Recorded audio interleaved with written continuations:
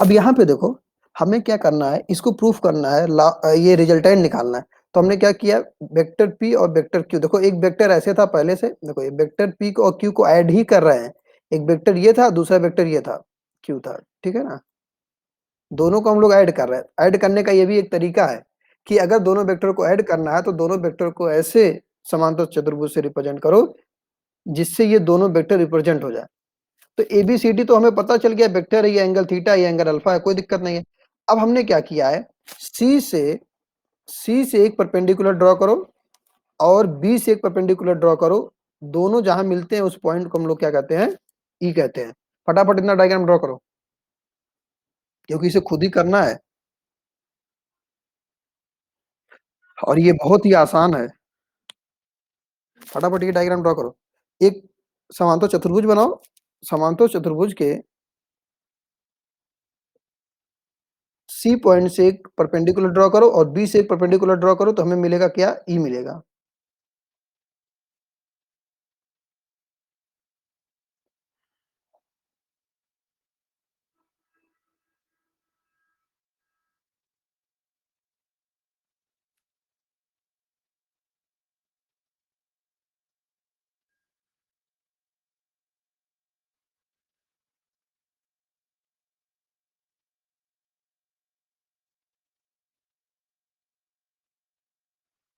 बन गया।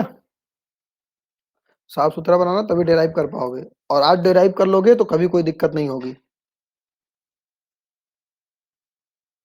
Simple a b c d draw करना है। ए बी को वेक्टर पी से और ए डी को वेक्टर क्यू से, यहां से एक परपेंडिकुलर ड्रॉ किए ई, और यहां से एक परपेंडिकुलर ड्रॉ किए, जहां पे दोनों मिला वही पॉइंट हमारा ई था।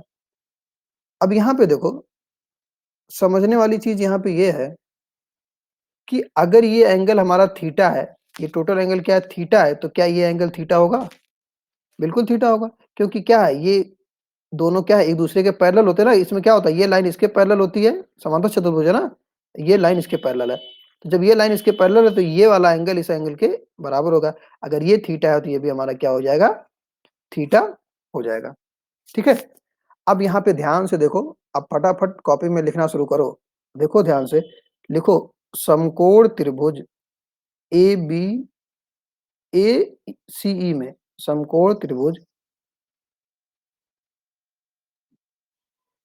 Right angle triangle A C E, ठीक है। From right angle triangle A C, A C क्या एक राइट एंगल है, ठीक है, राइट एंगल ट्रायंगल है, ठीक है, ये राइट एंगल है ना।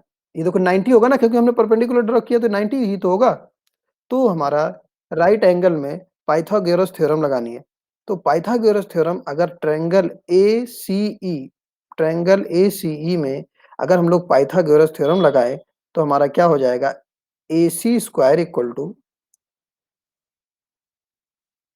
ए सी स्क्वायर इक्वल टू हमारा हो जाएगा, फटाफट कैलकुलेट करो। A C square equal to हमारा हो जाएगा A E square, A C square equal to हो जाएगा ए ई स्क्वायर प्लस सी ई का स्क्वायर। ध्यान से देखो, यही होगा ना,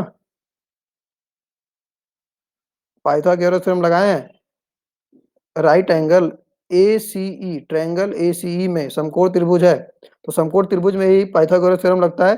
तो ये क्या है, डायगोनल का स्क्वायर इक्वल टू परपेंडिकुलर और बेस का स्क्वायर, ठीक है। तो ये हमारा हो गया। अब यहाँ पे देखो, जो हमारा ए ई है, यहाँ पे देखो, यहाँ से लेकर यहाँ तक क्या ए ई है। अब ए ई को दो पार्ट में लिख सकते हैं। देखो यहाँ पे देखो, ब्रैकेट में मैं लिख रहा हूँ, हम जानते हैं ए ई इक्वल टू क्या लोग होगा, ए ई को हम लोग लिख सकते हैं ए बी प्लस बी लिख सकते हैं, ए बी प्लस बीई। ध्यान से देखो,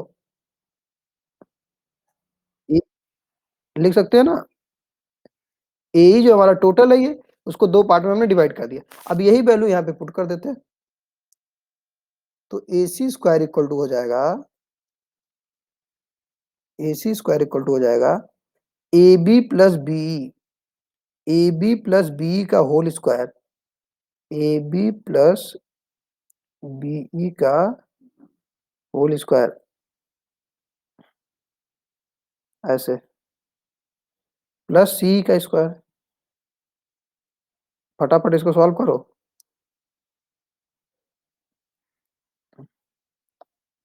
ठीक है? अब इसको ओपन कर दो, तो AC square equal to finally जो हमारा आएगा, AC स्क्वायर इक्वल टू हमारा आएगा AB square plus BE square plus 2AB into BE।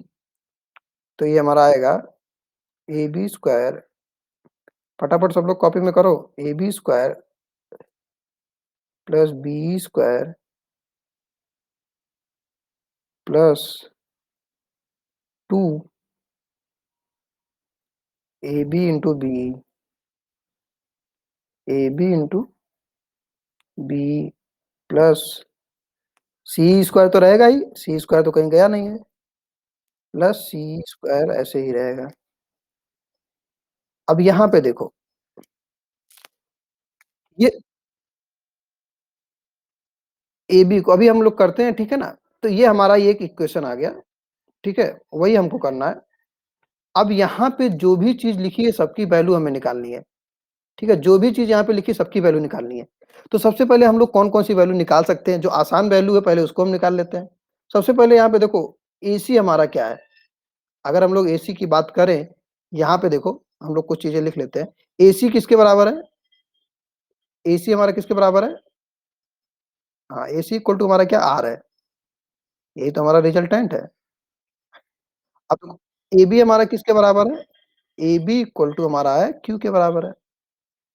AB हमारा वेक्टर P के बराबर है। हाँ, P ठीक है, मैग्नीट्यूड हम लोग लिख रहे हैं, ठीक है? और अगर हम लोग BC को लिखना चाहें, तो क्या BC AD के बराबर होगा? देखो, हाँ, हाँ, तो BC इक्वल टू AD और AD इक्वल टू हमारा क्या है? Q के इक्वल है। हाँ, तो Q के इक्वल और मैग्नीट्यूड लिख लिए, यहाँ तक सबको पता है, ठीक है? यहाँ तक किसी को कोई दिक्कत नहीं होगी। अब हम लोग अब आगे दूसरा राइट एंगल लेते हैं। राइट एंगल BEC, ये भी तो राइट एंगल है, ये भी तो 90 डिग्री है। तो अब यहाँ तक हो गया। अब हम लोग राइट एंगल, छोटा सा ट्रायंगल है देखो, BEC, फिर से हम लोग करते हैं छोटे वाले ट्रायंगल में। ट्रायंगल, ये राइट एंगल है, समकोण त्रिभुज है, समकोण त्रिभुज BEC या BCE कर लो, BCE, ठीक है?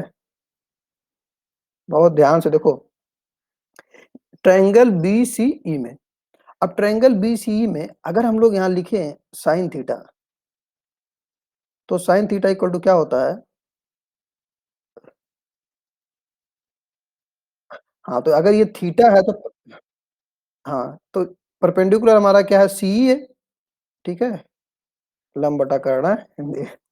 तो CE डिवाइड बाई BC होगा, होगा कि नहीं होगा? अब हमें यहाँ पे क्या निकालना है? CE निकालना है।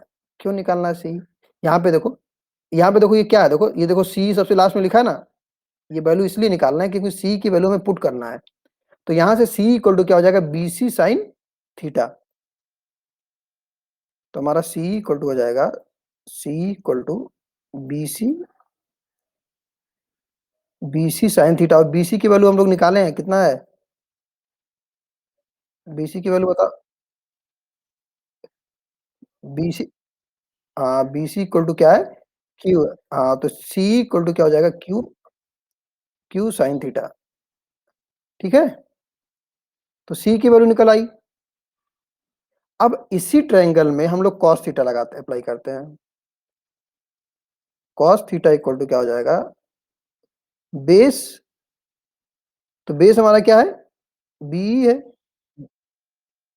हाँ, हाइपोटेनियस, तो हाइपोटेनियस हमारा क्या है? फिर वही हमारा हो जाएगा, BC हो जाएगा,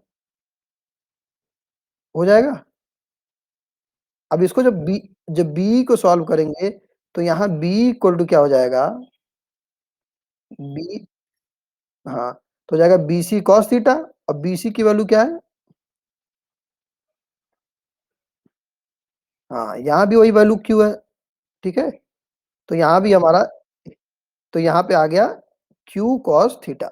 अब देखो, जो हम लोग वहाँ पे इक्वेशन लिखे थे, वहाँ पे हमें क्या नहीं पता है? सब कुछ तो पता हो गया अब। यहाँ पे देखो, हमारे पास ये इक्वेशन था, AC इक्वल टू, देखो AB की वैल्यू हम लोग यहाँ लिखे हैं, कितना है? P है। BE की वैल्यू अभी हम लोग निकाले हैं, बी की वैल्यू हम लोग निकाले हैं क्यू कॉस थीटा ना, बी की वैल्यू क्या निकाले हैं? क्यू कॉस थीटा ना? हाँ, बी की वैल्यू हमारा क्यू कॉस थीटा है। ये देखो बी की वैल्यू क्यू कॉस थीटा है, एबी की वैल्यू यहाँ पे देखो पी लिखा है, बी की वैल्यू भी निकाले हैं और सी की वैल्यू हम लोग निकाले हैं क्यू साइन थीटा और एसी की वैल्यू क्या है? R square. मतलब सारी वैल्यू अगर यहाँ पे रख दें तो हमें क्या मिल जाएगा? रिजल्टेंट मिल जाएगा। अब हमें क्या करना है? सारी वैल्यू लिखना है। वैल्यू जब लिखेंगे तो यहाँ पे लिख लेते हैं, तो एसी को हम लोग क्या लिख सकते हैं? आर स्क्वायर, है ना? आर स्क्वायर इक्वल टू, अब क्या है? ए बी स्क्वायर ना, ए बी को हम लोग लिख सकते हैं पी स्क्वायर, हाँ, प्लस बी को क्या लिख सकते हैं? हाँ, क्यू कॉस थीटा का होल स्क्वायर या Q square cos square theta, cos square plus, कौन है जी?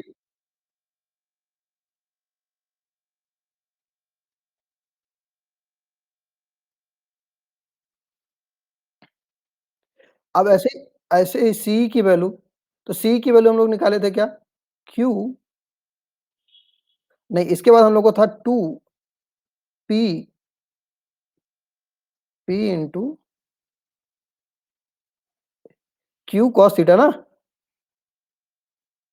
ए बी इंटू बी है ना, तो बी की वैल्यू क्या है? क्यू कॉस थीटा है, क्यू कॉस थीटा, ठीक है। और लास्ट में किसकी वैल्यू लिखना है? प्लस सी की वैल्यू, सी की वैल्यू क्या है? क्यू स्क्वायर, हाँ, हाँ, Q square sine square theta. अब यहाँ पे देखो कुछ कॉमन है, यहाँ पे देखो इसमें और इसमें क्या कॉमन है? क्यू स्क्वायर कॉमन हो जाएगा। तो अगर दोनों में अगर हम लोग क्यू स्क्वायर कॉमन ले लें तो हमारा क्या हो जाएगा? P square plus q square. अब देखो कॉमन लेंगे तो क्या बचेगा? यहाँ बचेगा, यहाँ पे क्या बचेगा? Cos square theta, cos square theta plus sine square theta.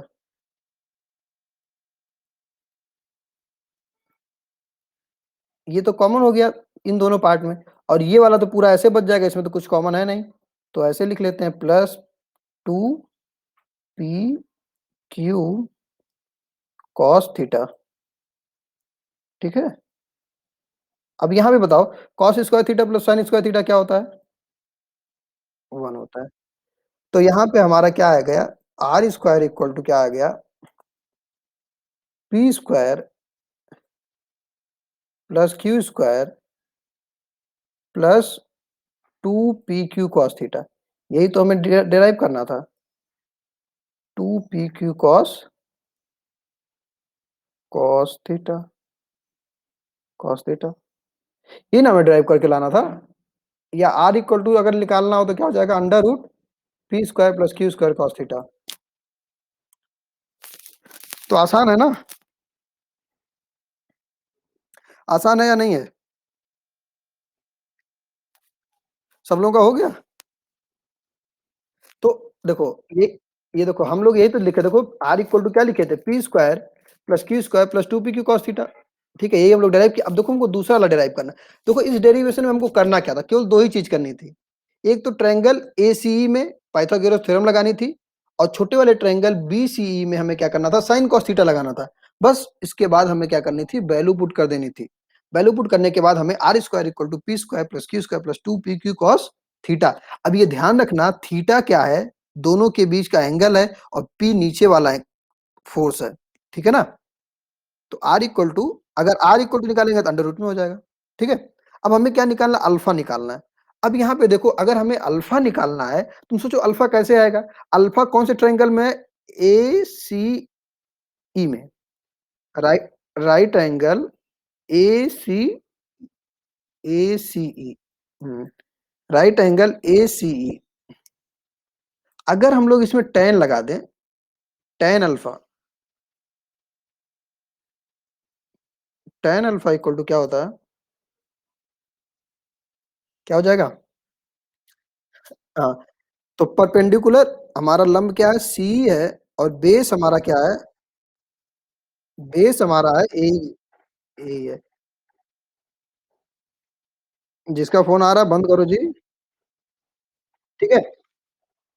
अब यहाँ पे देखो क्या हो गया? अरे! मतलब हद कर देते हैं। सी हो गया और ए को हम लोग क्या लिख सकते हैं? ए को लिख सकते हैं एबी प्लस बी, तो इसको हम लोग लिख सकते हैं एबी प्लस बी इंटू ई, ठीक है? अब देखो tan अल्फा इक्वल टू यहाँ से क्या आ जाएगा? Finally tan alpha equal to सारी वैल्यू पुट कर दो। tan अल्फा इक्वल टू क्या आ जाएगा? अब देखो सी की वैल्यू हम लोग निकाले क्यू साइन थीटा, हमारा सी की वैल्यू है Q sine theta. A B की वैल्यू हमारा क्या है? पी है और बी की वैल्यू है क्यू कॉस थीटा, यही है ना? तो यही तो हम लोग वहाँ निकाले थे। अगर यहीं से हम लोग अल्फा निकालना हो तो अल्फा इक्वल टू क्या हो जाएगा? tan inverse Q sine theta upon P plus Q cos theta. तो ये तो दोनों चीज समझ में आ गया। तो यहाँ पे जो r है इन दोनों वेक्टर का सम है और अल्फा क्या है? जो रिजल्टेंट आया उसका डायरेक्शन है कि अल्फा p से कितना एंगल बनाता है, ठीक है? अब इस पे हम लोग को न्यूमेरिकल करना। हाँ हाँ हाँ, अल्फा इक्वल टू लिख सकते हैं alpha equal to tan inverse Q sine theta, पूरा ब्रैकेट में कर लेना इसको, ठीक है? ऐसे कर लेना। हाँ, वो भी ऊपर तो लिखा ही था मैंने, इसमें लिखने में थोड़ा टाइम लग रहा है इसलिए मैं हर चीज नहीं लिख रहा हूँ। लिख सकते हैं alpha equal to Q tan inverse Q sine theta upon, ठीक है? अब एक न्यूमेरिकल किया जाए कि इसमें कुछ और कंडीशन देख ली जाए। इसमें चार इसमें कुछ कंडीशन होती है। पहला पहले कंडीशन देख लेते हैं, फिर हम लोग उसको करते हैं, ठीक है? पहला कंडीशन ये है, इफ इफ तुम लोग को करना है इफ थीटा इक्वल टू 0। अब बताओ, अगर थीटा 0 है तो इसका मतलब क्या है? पी और क्यू की डायरेक्शन क्या होगी? पी और क्यू इसका मतलब दोनों एक डायरेक्शन में है, यही ना? अगर थीटा 0 है अगर थीटा 0 है तो आर की वैल्यू क्या होगी?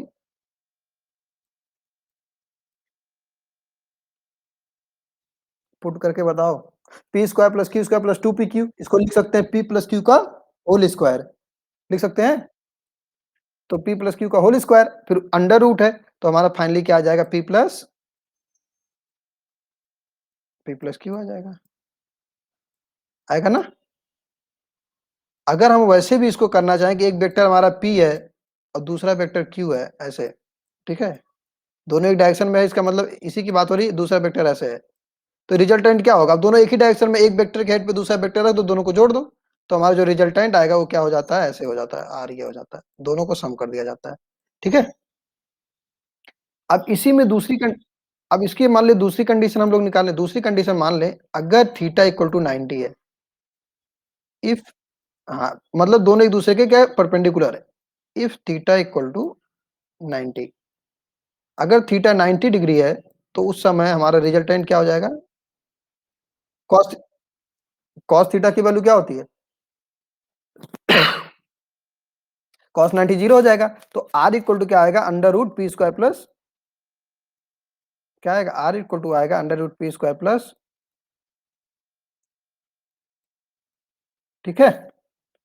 अब तीसरा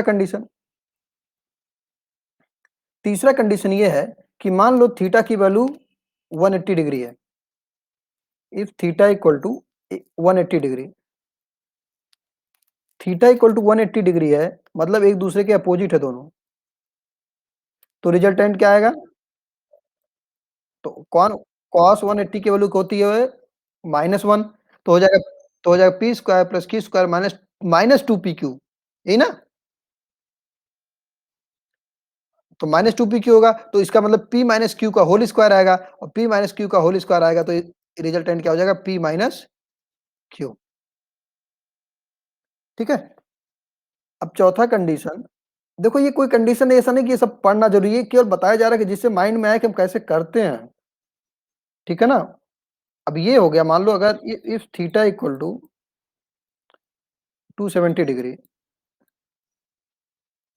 अगर थीटा की वैल्यू 270 डिग्री हो जाए, तो रिजल्टेंट क्या होगा? ऐसे हम लोग अल्फा की वैल्यू भी यहाँ से निकाल सकते हैं, अल्फा क्या आएगा वहाँ उसी में पुट करके। तो अगर 270 डिग्री हो जाएगा, तो हमारा क्या आएगा?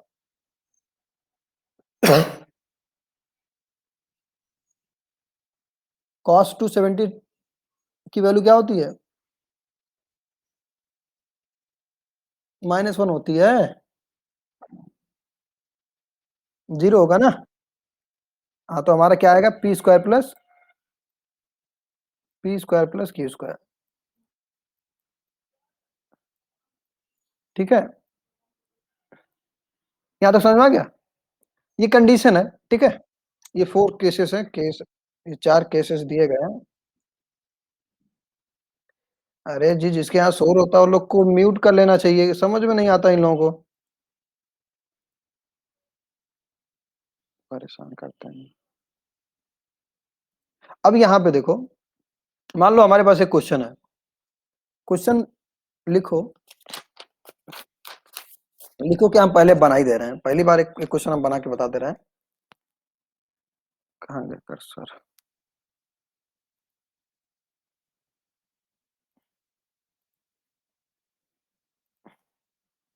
यहाँ पे हम क्वेश्चन लिख ले रहे हैं कि क्वेश्चन ये है कि 10 न्यूटन का फोर्स 10 न्यूटन का फोर्स हमारा ऐसे लगा हुआ है हॉरिजॉन्टल डायरेक्शन में, ठीक है ना? और दूसरा फोर्स हमारा लगा हुआ है 20 न्यूटन का, ठीक है ना? 20 न्यूटन का। अगर इन दोनों के बीच का एंगल 60 डिग्री है, तो क्वेश्चन ये है कि इसका परिणामी रिजल्टेंट एंड डायरेक्शन, ठीक है? Find resultant and direction of given force system, ठीक है? तो रिजल्टेंट हम कैसे निकालेंगे? पी, और देखो अब ये ध्यान रखना, पी कौन सा होगा, क्यू कौन सा होगा, गलत मत कर देना। पी हमारा नीचे वाला है, तो पी इक्वल टू 10 और क्यू इक्वल टू 20। तो हम रिजल्टेंट यहाँ से हाँ, तो यहाँ से रिजल्टेंट निकाल के बताओ कितना आया? सॉल्व।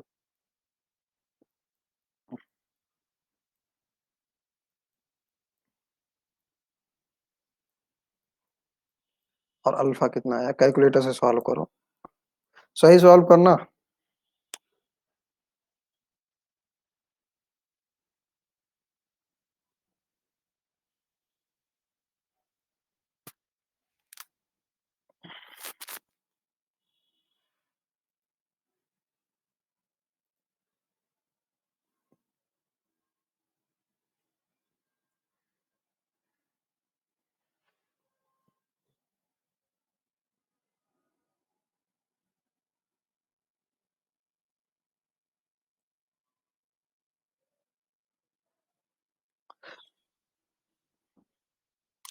पी हमारा 10 है, पहले लिखोगे P equal to 10, Q equal to 20 newton, और थीटा इक्वल टू 60 डिग्री, फिर वहां पे वैल्यू पुट करोगे।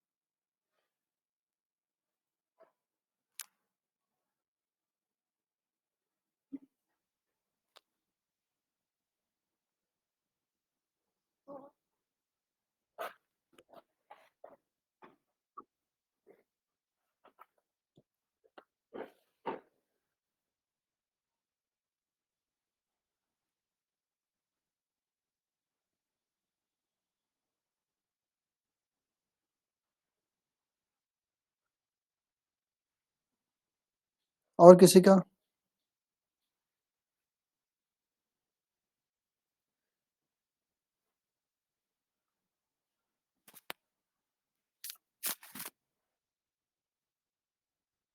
नहीं, तो √700 को सॉल्व करना पड़ेगा ना।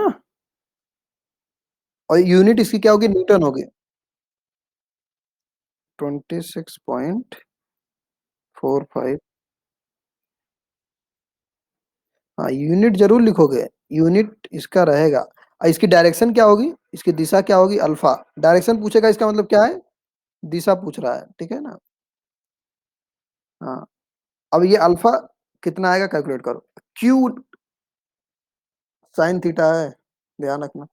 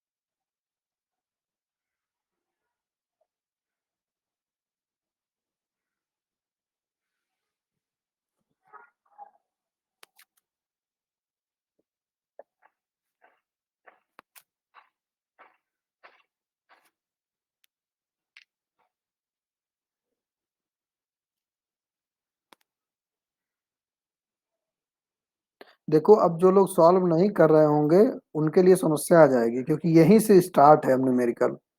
फोर्स पे हम लोग न्यूमेरिकल कर रहे हैं और ये सबको आना चाहिए।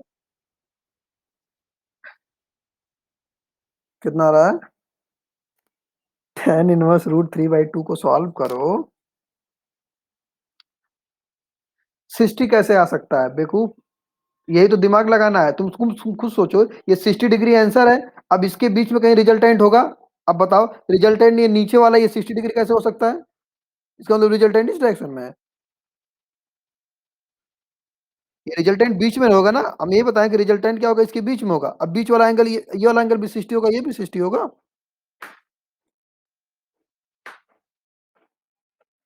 मैंने बताया था कि वैल्यू सही से रखना।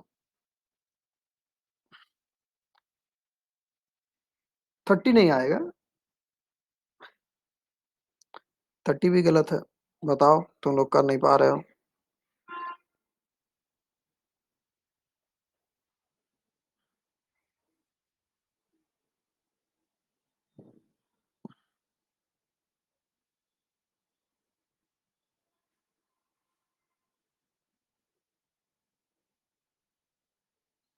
tan inverse 20 into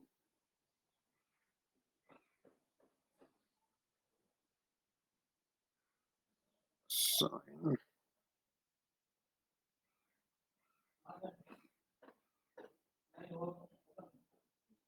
60 divided by 10 plus 20 cos 60। कितना राजी? कर नहीं पा रहे हो? मोबाइल से भी तो हो जा रहा है।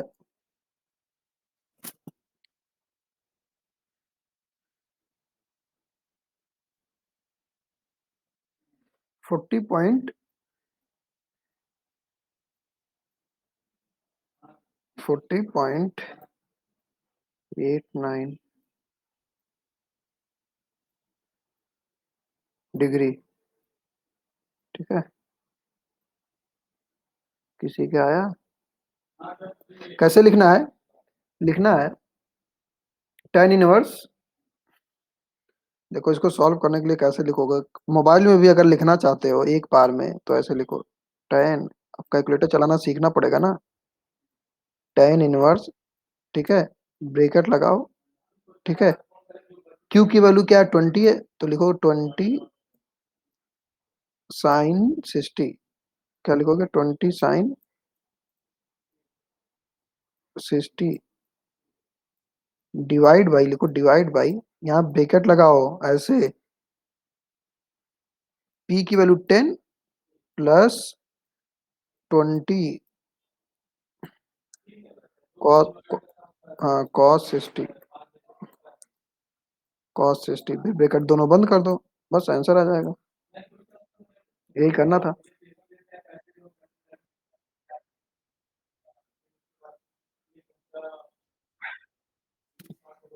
क्या आ रहा है? tan इनवर्स रूट 3/2 को सॉल्व तो करो। वैसे ही रख दोगे, उसको सॉल्व नहीं करोगे?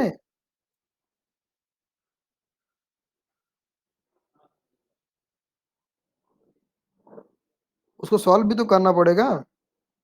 ये tan इनवर्स है, लिख दो, tan इनवर्स रूट 3/2 को सॉल्व करने भी तो यही आ रहा है। tan इनवर्स नहीं लगा पा रहे हो? मोबाइल से भी देखो tan इनवर्स लग जाता है।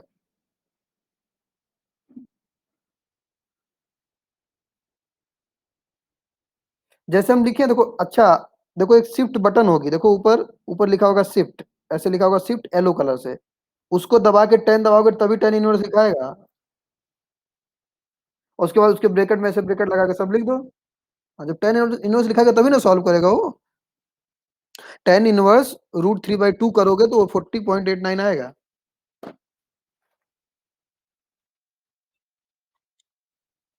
स्लैश कहाँ लगाना जी? ब्रैकेट लगाना ना ये। हाँ तो रूट का ऑप्शन नहीं दिया है। डिवाइड ऐसे नहीं, डिवाइड ये वाला डिवाइड नहीं दिया है ऐसे। डिवाइड के लिए तो यही लगा, स्लाइस नहीं, डिवाइड लगाएंगे। अरे बेवकूफ हो, कैसे सॉल्व? हाँ तो हम खुद सॉल्व करे हैं, हमें हमें सॉल्व करवा दिया तुम लोग क्वेश्चन को। मोबाइल से हम भी सॉल्व किए हैं, ठीक। हाँ तो सही से करो, जिसका नहीं है देखो, अभी कैलकुलेटर चलाना सीखना है, मैकेनिक्स में कैलकुलेटर का बहुत यूज है। ये तो सबसे आसान क्वेश्चन था, लेकिन ये तो छोटा सा क्वेश्चन इतने में सॉल्व हो गया। ये क्वेश्चन बहुत आसान था। अच्छा, कैलकुलेटर किधर है? अरे कैलकुलेटर तुम्हारे पास होगा जी इसमें।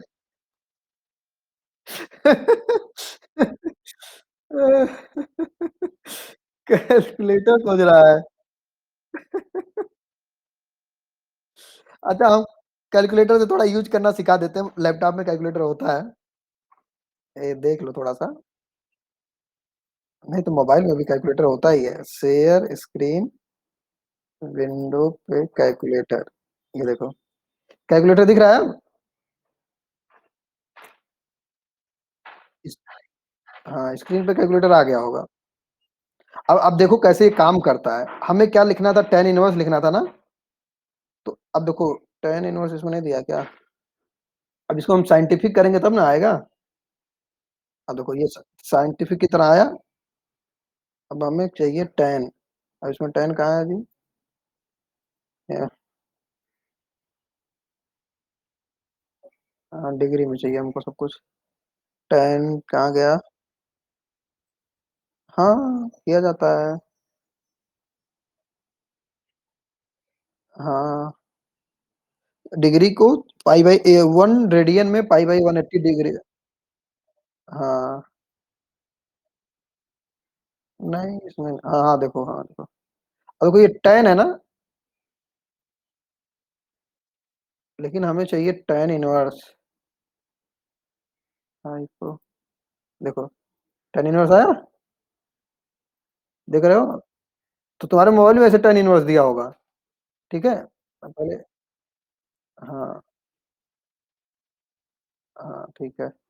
अब ये मान लो सब हम पूरा क्लियर कर दें। अब देखो हम कैसे करेंगे, देखो tan इनवर्स लिखेंगे, तो कैलकुलेटर थोड़ा सा अलग काम करता है, उसमें क्या, जैसे हमारा क्या था, रूट 3/2 था ना। तो देखो रूट कहाँ हमारा है, रूट में ही कहीं दिया होगा। अब ये कैलकुलेटर तो हम भी नहीं चलाए, तुम लोग के पास कैलकुलेटर होगा, उसमें रूट प्रॉपर दिख रहा होगा कहाँ रूट है। ये देखो ये रूट है, ये देखो 3 रूट डिवाइड बाई 2, ठीक है। तो ये देखो रूट 3/2 निकाल दिया। अब इसी का हमें क्या निकालना है, tan इनवर्स निकालना है, सेकंड करेंगे, tan इनवर्स करेंगे, ये देखो 40.89 आया, ठीक है? देखो ये क्या सॉल्व किया है, ये इसी को सॉल्व किया है, ठीक है?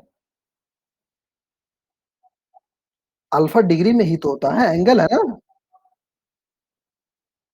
अल्फा हम हाँ, 40.89 डिग्री आएगा,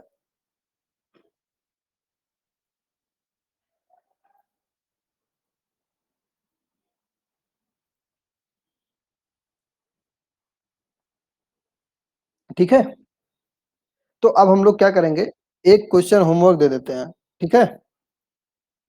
तो उस होमवर्क को करके आना। हाँ, बोलो। हाँ, बोलो। हाँ, वो चीज़ तो किया गया है जी, वही तो किया गया है। ये देखो, यही तो लिखे हैं tan इनवर्स 20 sin 60, डायरेक्ट रखोगे तो भी आ जाएगा, हाँ, डायरेक्ट रखोगे तो भी आ जाएगा, ठीक है ना? डायरेक्ट रखोगे तो भी आ जाएगा। अब वो क्वेश्चन हमारा वही है कि find resultant and its direction, मतलब परिणामी और उसकी दिशा ज्ञात करिए। यदि एक फोर्स की वैल्यू हमारा है 30 न्यूटन, ठीक है? और दूसरा फोर्स हमारा क्या है 40 न्यूटन, और दोनों के बीच का एंगल हमारा कितना है 30 डिग्री। तो क्वेश्चन ये है कि कैलकुलेट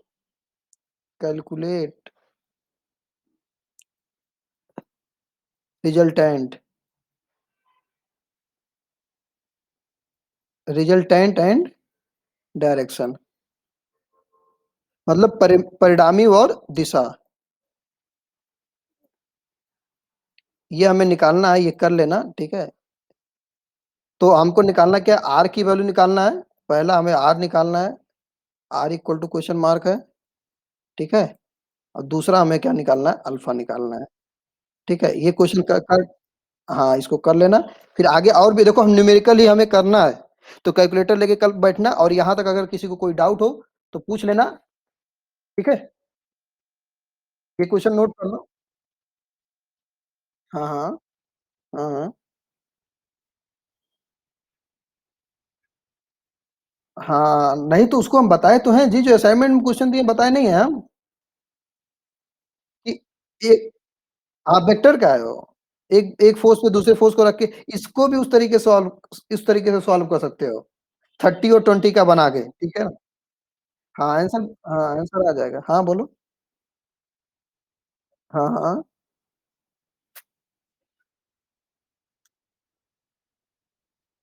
हाँ, हाँ।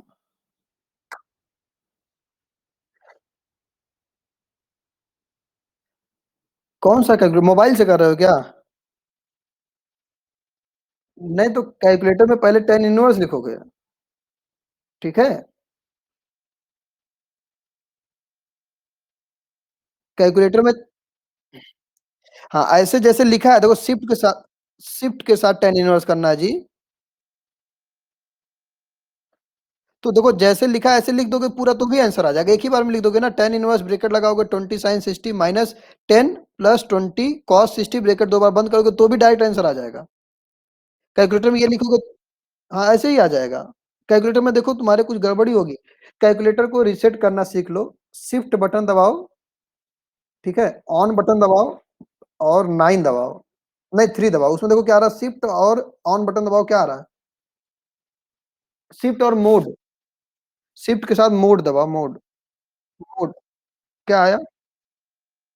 हाँ, हाँ, तो 3 लिख के डबल इक्वल कर दो। अगर किसी में उल्टा-पुल्टा आ रहा है, 3 लिख के डबल इक्वल करोगे तो रीसेट हो जाएगा कैलकुलेटर। हाँ, तो बस इक्वल कर दो 2 बार, तुम्हारा कैलकुलेटर पूरा रीसेट हो जाएगा। अगर कोई चीज़ गड़बड़ हुई होगी, कभी-कभी लोग सेटिंग में इधर-उधर चेंज कर देते हैं, ठीक है? तो कभी कोई दिक्कत आए, आंसर ना आए, तो इसको कर सकते हो, ठीक है?